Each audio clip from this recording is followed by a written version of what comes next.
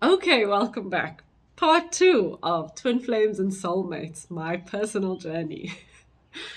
um, the second time, so I hadn't been in any kind of relationship after that because damn, that was intense. I was just, besides like being resistant to it, I wasn't resistant for like 3 years or something. I was just deeply into my spiritual healing and into this awakening journey, learning about all of this expansion, astral projection, all the cool stuff that came after that, learning who I am beyond this.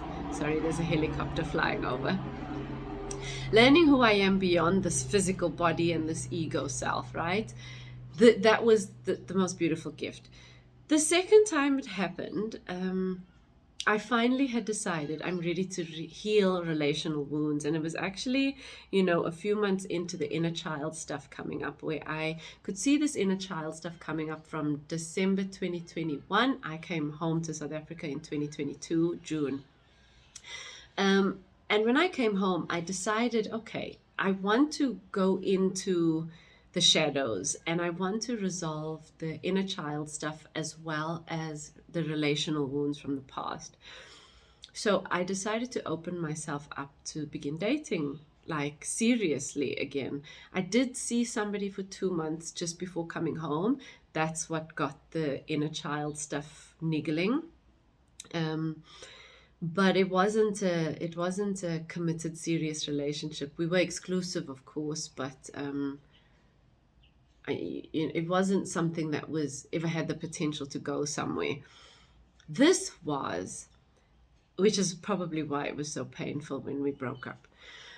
I met this person online and I hadn't been connecting with anybody else. He was the only person on my the app that I was using. And wow, we started chatting and it felt so familiar. Firstly, his face just felt so familiar. Funny enough, he actually grew up the road from me. I went to high school with his brother. He went to high school with my brother. My high school best friends dated his best friends, two of which are married now. And I never met him. There's a possibility that we could have crossed paths at a party that we both recognized we'd been at, but I don't remember like meeting him at that party. This was in high school when I was in grade 10. Yeah, grade 10 or 11. Anyway, there were so many synchronicities.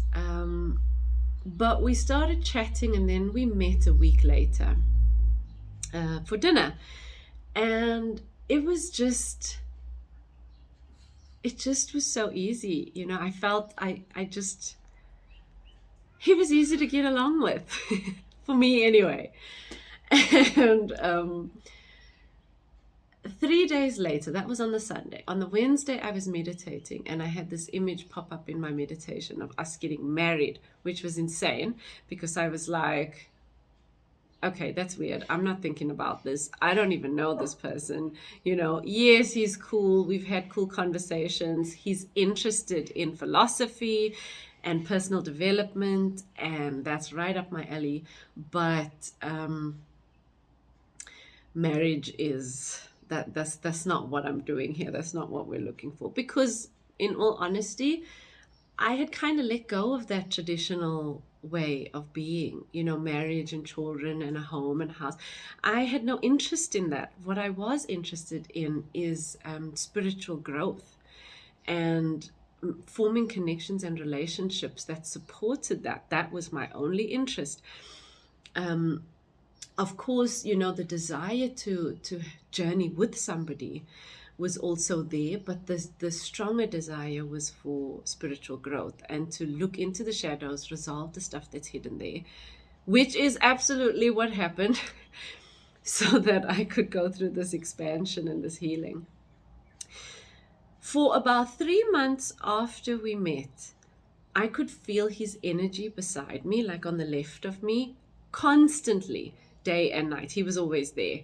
And to the point where I felt like this guy can see everything that I'm doing, like there's a camera on my shoulder watching everything I'm doing when I go to the bathroom, when I shower, when I'm changing, when I'm doing my yoga classes, when I'm having conversations with other people, with my family. I felt like he was always there and he could always see what I was doing. And then gradually this started to dissipate. And we'd met in December, and it was about September of the next year. We were together for a year. It was about September of the next year, which was last year, where I found myself in the bath one day, bawling my eyes out without any reason or conscious reason. I didn't know what the heck was making me so sad. I could not figure out, why am I so sad when I've got this amazing relationship? I'm teaching the stuff that I love, teaching yoga. I've got these incredible meditation and healing alchemy groups that I'm guiding, connecting with beautiful souls. I just bought a car, my first car that I bought for myself. And, after being in Korea for so long and not needing a vehicle, I was just feeling so good about life and everything that was happening in it. So why was I so sad? When we broke up, I said to him, I don't know who I am. And I remembered feeling that so strongly. It was in December, so almost exactly a year later. I said to him, I don't know who I am. And I need to take some time to figure out what the heck is going on with me, because I'm feeling not good. I'm feeling really awful, and I don't know why. I don't know what's going on. We broke up, and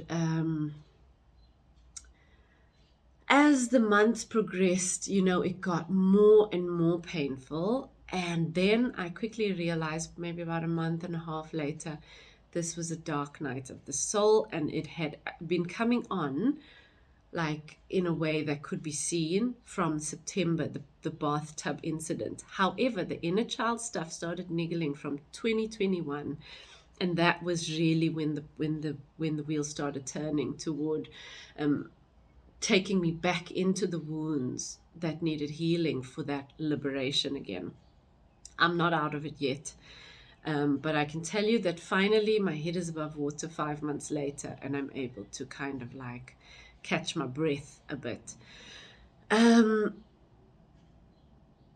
About a month after we'd broken up, I could feel his energy beside me again. And then I had this very strange experience. That was about a week that I could feel him again, where it was like this cavity in my head, like empty kind of gap, air gap. And I could hear his voice saying my name in that gap. And that happened over a week as well. And I could not figure out what the heck is going on.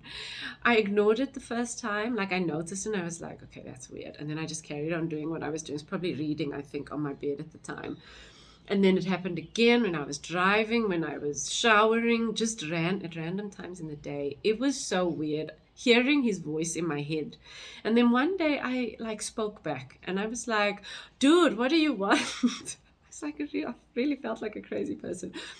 What do you want? You keep saying my name, but you're not getting to the point. You're not saying anything more. So what is it? If you're really there and I'm not losing my marbles, what do you want? Please say something more than my name.